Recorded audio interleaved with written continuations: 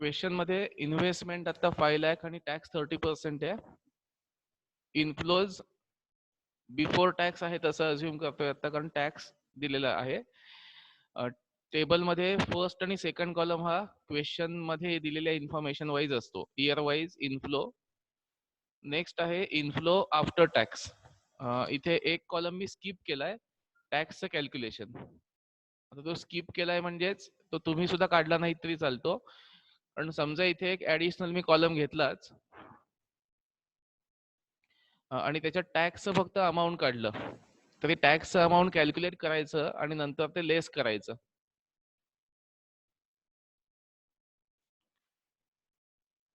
म्हणजे आता स्क्रीनवर तुम्हाला दिसते त्याप्रमाणे समजा मी इथे टॅक्स असा एक कॉलम घेतलाच.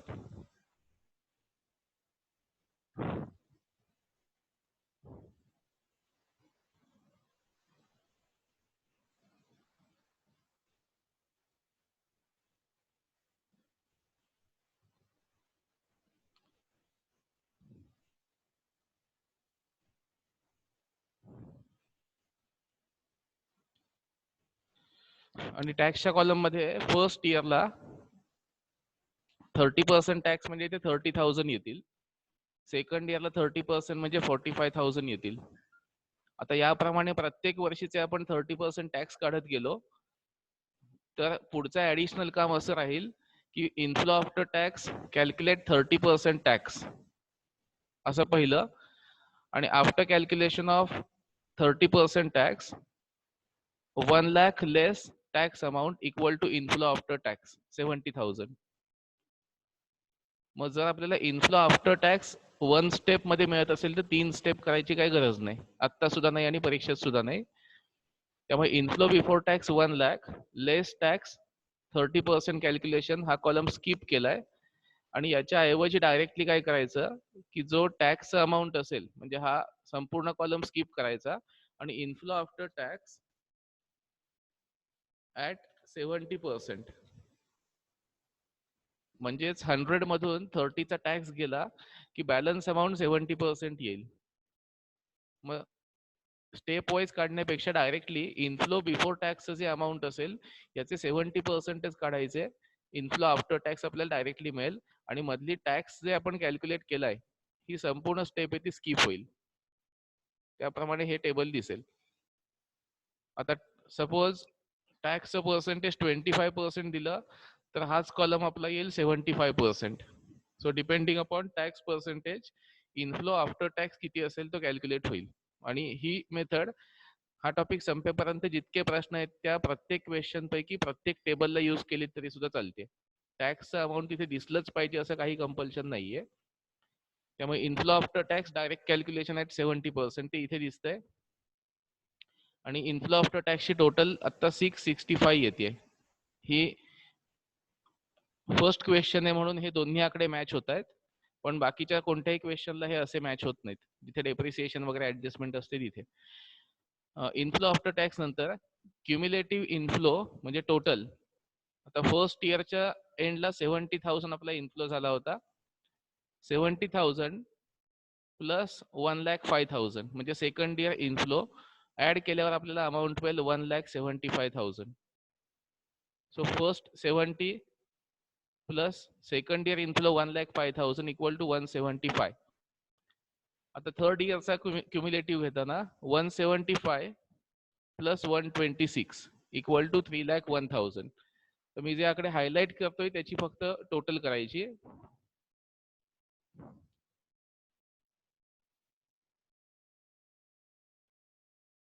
Current year cumulative amount and next year inflow amount, म्हणजे हे क्रॉस टोटल करत गेलात की तुम्हाला क्युम्युलेटिव्हचा आकडा मिळेल. आता नेक्स्ट इयरला 3,01,000 प्लस 1,19,000 इक्वल टू 420. याप्रमाणे कॅल्क्युलेट करत जायचं अप टू लास्ट इयर 6,65,000. ही त्याप्रमाणे टोटल आली आहे लास्ट. आता ह्या टेबलचं मिनिंग आपल्यासाठी असं आहे की our total investment is ₹5 lakh and inflows for 6 years cumulative after tax are 6,65,000. जे टॅक्स जाऊन आपल्याला 6,65,000 एवढा टोटल इन्फ्लो मिळतोय. मग या बेसिसवर आपल्याला तीन मेथड्स इथे यूज करायच्यात आणि कॅल्क्युलेट करायचंय की पेबॅक पिरियड किती असेल किंवा प्रॉफिटेबिलिटी किती किंवा रिटर्नचं पर्सेंटेज किती. त्यासाठी फर्स्ट मेथड आहे पेबॅक पिरियड. आधी सांगितल्याप्रमाणे नाव सजेस्टिव्ह आहे. Payback period refers to the period which is required for total return of our invested amount or repayment towards our investment. मग इन्फ्लो आपले जे होतील त्यातून आपली इन्व्हेस्टमेंट किती वर्षात वसूल होते ते आपल्याला फर्स्ट स्टेप मध्ये पहिल्या मेथड मध्ये कळेल पेबॅक पिरियड मध्ये. पेबॅक पिरियड काढताना आपल्याला 2 वर्ष किंवा 2 लिमिट सेट करायची असतात. ती लिमिट म्हणजे कशी असतात तर आपली इन्व्हेस्टमेंट 5 लाख आहे. आन्सर आपलं काय असणार आहे की 5 लाख किती वर्षात वसूल होत आहेत ते आपलं आन्सर असणार आहे. मग इथे क्युम्युलेटिव्ह इन्फ्लो कॉलम म्हणजे टोटल इन्फ्लो मध्ये डायरेक्टली 5 लाख हा आकडा कुठेच नाहीये. 420 हा 5 लाखापेक्षा कमी वाला आकडा आहे. ब्रॅकेटची एक साइड झाली आणि 5,25,000 हा 5 लाखापेक्षा मोठा आकडा आहे म्हणजे ब्रॅकेटची सेकंड साइड झाली. या दोन्हीच्या मध्ये कुठेतरी 5 लाख येत आहेत म्हणून मी 4 आणि 5 हे दोन इथे हायलाइट केलेत. 4 पेक्षा जास्ती आणि 5 पेक्षा कमी असं आपलं आन्सर असणार आहे. फॉर्म्युला वाईज बघा 4 इयर्स म्हणजेच लोअर साइड जी असते इन्व्हेस्टमेंटची लोअर साइड ते वर्ष 4 इयर्स प्लस इथे इन्व्हेस्टमेंटचा अमाऊंट आहे 5 लाख लेस 4,20,000 हे 4th इयरचा क्युम्युलेटिव्हचा आकडा आहे 420 आणि त्याला अपॉन 1,05,000 हा 5th इयरचा इन्फ्लो वाला आकडा आहे. आता जर कॅल्सी समोर असतील किंवा मोबाईल मधले कॅल्सी असतील ते घेऊन त्या ब्रॅकेटचा आन्सर काढा आणि करेक्ट येतंय ना बघा. पुन्हा एकदा सांगतो 4 इयर्स म्हणजेच स्टार्टिंगचा आकडा त्याच्या पुढचं investment minus cumulative inflow at the end of 4th year आणि त्याला upon investment upon inflow after tax for 5th year. आता याप्रमाणे कॅल्क्युलेशन केल्यावर आपले 4.76 एवढे येत आहेत ना बघा. 1 मिनिटात पटकन कॅल्क्युलेशन करा आणि मी अनम्यूट करतो थोड्या वेळात. त्यातली काही शंका असतील तर सांगा.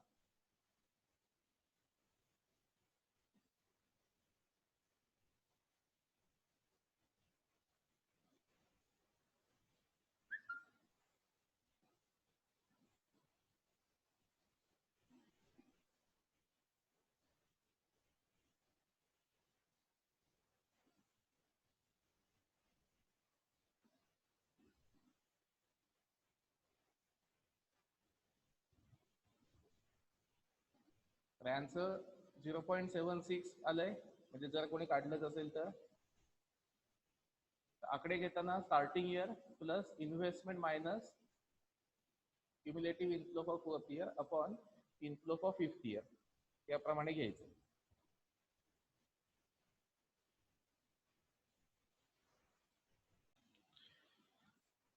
पेबॅक प्रॉफिटेबिलिटी त्याचा सिंपल फॉर्म्युला आहे total inflow minus total outflow.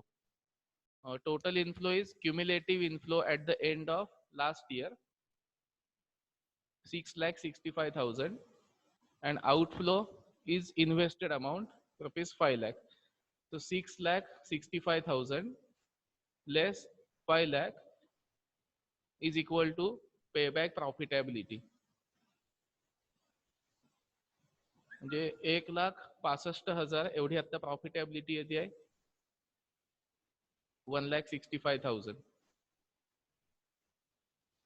म्हणजे ह्याच्यात इतर काही क्रॉस किंवा इतर काही नसतं. हे नेहमी सिंपल कॅल्क्युलेशनच येतं total inflow less total outflow.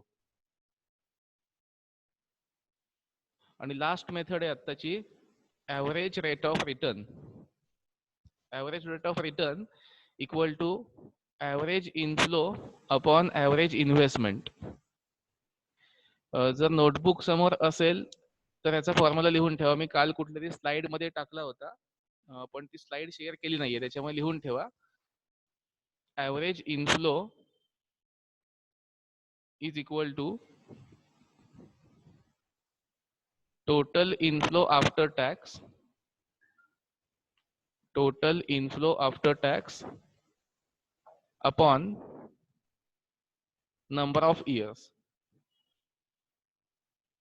upon number of years.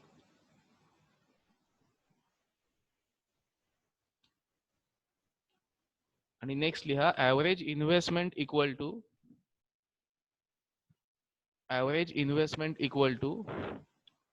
total investment divided by 2,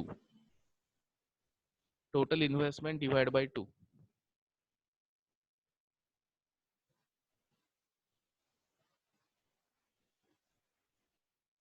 Okay, formula for average rate of return is equal to average inflow upon average investment into 100, whole multiplied by 100. For calculation of average inflow 665 total inflow after tax. आणि एक लक्षात ठेवा, मी लिहून देताना तुम्हाला inflow after टॅक्सची total घ्या असं सांगितलंय. आता योगायोगाने क्युम्युलेटिव्ह इन्फ्लो आणि इन्फ्लो आफ्टर टॅक्स सेम आहेत. याचा अर्थ क्युम्युलेटिव्हची टोटल घ्यायची नाही, इन्फ्लो आफ्टर टॅक्स या कॉलमची टोटल घ्यायची. म्हणजे हा इथे जो मार्क केलेला कॉलम आहे याची टोटल घ्यायची, डिवाइड बाय आता नंबर ऑफ इयर्स 6 आहेत, तर divide by 6 upon average investment is equal to 5 lakh divide by 2. इथे डिवाइड बाय 2 हे कायम सेम असतं ॲव्हरेज काढताना. So average investment always divide by 2 and for average inflow divide by total number of years. ती कितीही असू शकतात, 3, 4, 5, 10, 20 कितीही असू शकतील. फक्त इन्व्हेस्टमेंट कॅल्क्युलेशनला डिवाइड बाय 2 कंपल्सरी आणि त्याला इंटू 100 रेट असल्यामुळे पर्सेंटेज मध्ये हा एक्सप्रेस होतो. कॅल्क्युलेशन आहे 1,10,833 अपॉन 2,50,000 इंटू 100. आन्सर येते 44.33% average rate of return.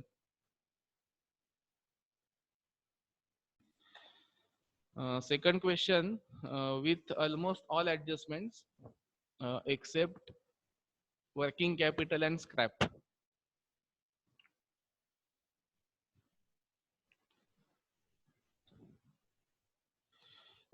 First information given is cost, then estimated life and inflows for 5 years.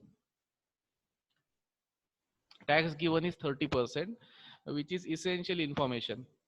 Cost, estimated life, inflows year by year and tax. First required working is depreciation. Depreciation can be calculated by 2 methods, either of one method. First method can be cost minus scrap value upon estimated life. So here depreciation percentage is not given. For example, 10%, 20%, 25%, whatever. When percentage is not given, we are supposed to use this method, cost minus scrap value upon estimated life. So depreciation calculation will be cost 5 lakh less scrap value nil upon estimated life 5 years. इन्फ्लोचा last जो आकडा असेल तो घ्यायचा. म्हणजे आत्ताचं depreciation येईल cost minus scrap equal to 5 lakh upon 5 years equal to depreciation 1 lakh. So depreciation 1 lakh आणि इथे पर्सेंटेज सांगितलेलं नाहीये किंवा रिटर्न डाऊन व्हॅल्यू अशी मेथड सांगितलेली नाहीये. त्यामुळे 1 lakh हे कॉन्स्टंट डेप्रिसिएशन घ्यायचं. ते इथे मी या कॉलम मध्ये 1 lakh घेतलंय सलग. एस्टिमेटेड लाईफ 5 years हे दिलेलं नसेल तर ही इन्फ्लो वरून आपल्याला इथून कळतं किती वर्षांचं लाईफ आहे ते. स्क्रॅप व्हॅल्यू आता काहीच नाहीये या टाईपचा फर्स्ट क्वेश्चन असल्यामुळे. इन्फ्लोचे आकडे दिलेत. तर मी मगाशी म्हटलं होतं की तुम्हाला इन्फ्लो 3 प्रकारचे दिलेले असू शकतात आणि ते कोणते आहेत ते तुम्हाला क्वेश्चन मध्ये मेन्शन करतात की हा इन्फ्लो कोणता आहे. तर इन्फ्लो ह्या टेबल मध्ये बघा. First type of inflow is inflow before depreciation and tax. Inflow before calculation of depreciation and tax हा फर्स्ट टाइप आहे जो नॉर्मली तुम्हाला क्वेश्चन मध्ये देतात. हा नसेल तर पुढचा असतो इन्फ्लो बिफोर टॅक्स. हिंट अशी असते की depreciation is already deducted. When inflow before tax is given, you should not make adjustment for depreciation initially. Next inflow is after tax. And very simple question is inflow after tax before depreciation. आता inflow after tax before depreciation हा प्रश्न आयुष्यात कधी तुम्हाला पडणार नाही MCom ला आहात म्हणून. तो त्याच्या आधी टीवायला वगैरे आला असता. तुम्हाला आत्ता देताना ऍडजस्टमेंट प्रमाणे 1, 2 किंवा 3 ह्या 3 प्रकारचे इन्फ्लो देतील. आयडेंटिफाय तुम्ही करायचंय की तो कोणत्या कॉलम मध्ये घ्यायचा आहे. आता मी इथे इन्फ्लो लिहिलंय तो बिफोर डेप्रिसिएशन अँड टॅक्स याप्रमाणे आहे म्हटल्यावर हा आपल्याला फर्स्ट कॉलम मध्ये घ्यायचा आहे. Inflow before depreciation and tax. समजा इथे इन्फ्लो बिफोर टॅक्स एवढंच म्हटलं असतं तर हे सगळे आकडे आपण बिफोर टॅक्स कॉलम मध्ये घेऊन इथून पुढचं फक्त टेबल काढलं असतं. पहिले 2 कॉलम स्किप झाले असते. So inflow before depreciation and tax हे आता दिलेलं आहे आणि टॅक्स 30%. की आता मी फर्स्ट लाईन एक्सप्लेन करतो त्याप्रमाणे पुढच्या लाईन सगळ्या येतात. Inflow before depreciation and tax 1,50,000. इथे जो दिलाय तोच आकडा सेम इथे घेतलाय 1,50,000. लेस डेप्रिसिएशन 1 लाख. डेप्रिसिएशन 1 लाख आपण इथे कॅल्क्युलेट केलंय. 150 लेस 1 lakh. Inflow before tax will be 50,000. When inflow before tax is 50,000, tax is payable at 30% on 50,000. Instead of calculating separately 30% tax, we can directly calculate inflow after tax at 70% for this question because tax is 30%. So depending upon tax percentage, this percentage will differ. So inflow after tax 70%, 50,000 into 70% equal to 35,000. And after calculation of inflow after tax, next an important column is inflow after tax before depreciation. That means 35,000 plus depreciation is equal to 135. This depreciation is non-cash expenses. That means we need not pay anything outside the business for depreciation. So it is provision within the business. That is why when we calculate inflow after tax 35,000, we should add depreciation in order to get inflow after tax but before depreciation 135. So the 135 is inflow after tax before depreciation. Last cumulative is same, total inflow up to particular year. Then for second year, inflow is 120, depreciation again is 1 lakh. 120 minus 1 lakh equal to 20,000. On 20,000, after payment of 30% tax, 20,000 into 70% gives 14,000. And in 14,000, again add depreciation of second year rupees 1 lakh. It will give 1 lakh 14,000. This way, we have to calculate up to fifth year.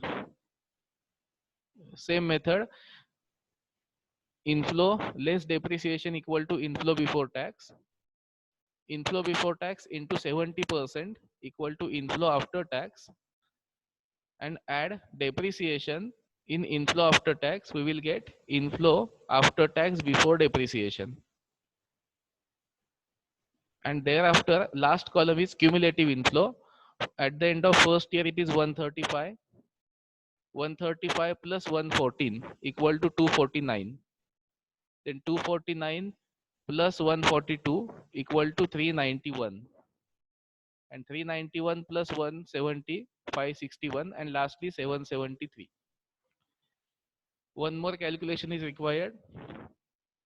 Total of inflow after tax.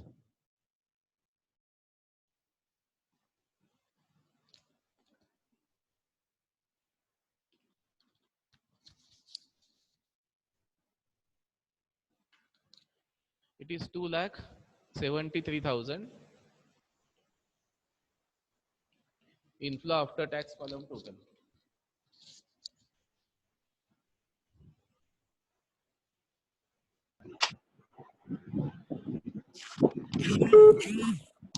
Investment amount 5 lakh. Cumulative inflow column मध्ये 5 लाख हा आकडा third आणि fourth year मध्ये येतोय. Third and fourth year. मग third आणि fourth year मध्ये असेल की आपलं स्टार्टिंग इयर झालं थर्ड आणि इन्फ्लो घ्यायचा फोर्थ इयरचा. कॅल्क्युलेशन लिहून घ्या. 3 इयर्स प्लस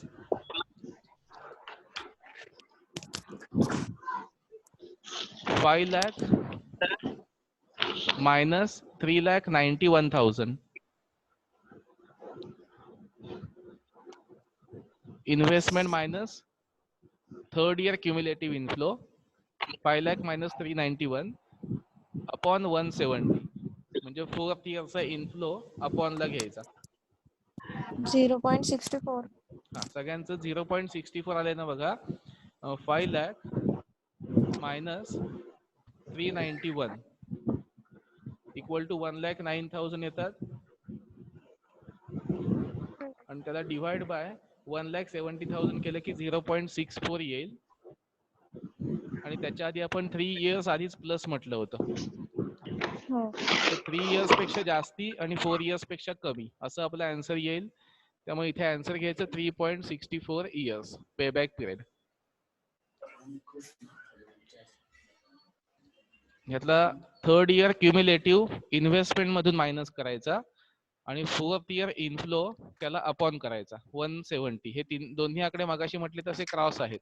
391 आणि 170 एकमेकांना क्रॉस आहेत. नेहमी या सिच्युएशन मधलेच आकडे असतात. थर्ड इयर किंवा इनिशियल इयरचा क्युम्युलेटिव्ह आणि लेटेस्ट इयर असेल त्याचा इन्फ्लो. हे 3.64. ओके. Second profitability. कॅल्क्युलेशन लिहून घ्या. Profitability equal to inflow minus outflow. Total inflow minus total outflow. क्युम्युलेटिव्हचा लास्ट आकडा म्हणजे 773 मायनस 5 लाख इन्व्हेस्टमेंट 273 lakh. म्हणजे 273 येतात. 2,73,000.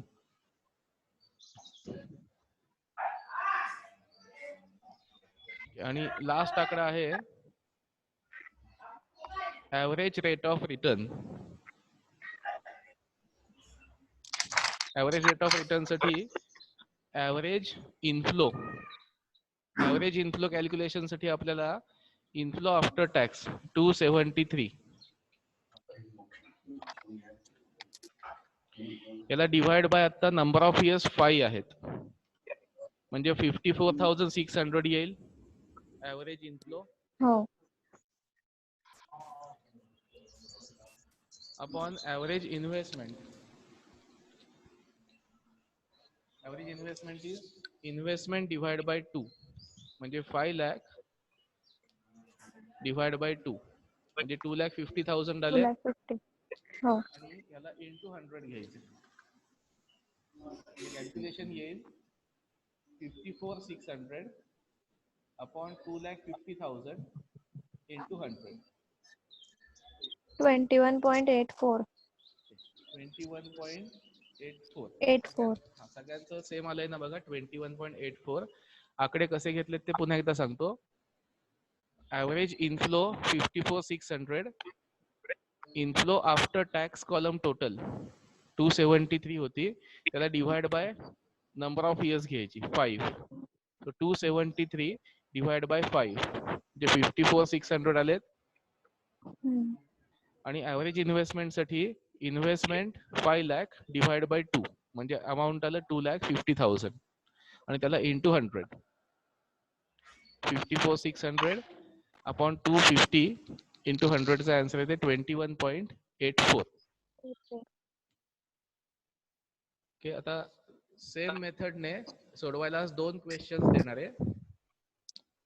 संपलं लेक्चर की लगेच तुम्हाला आत्ताचा जो फॉर्मॅट आहे या फॉर्मॅट मध्ये मी इन्फॉर्मेशन देतो आणि मोठं टेबल काढून ते सॉल्व्ह करायचे. आत्ताचं जे 7 कॉलमचं आहे ते.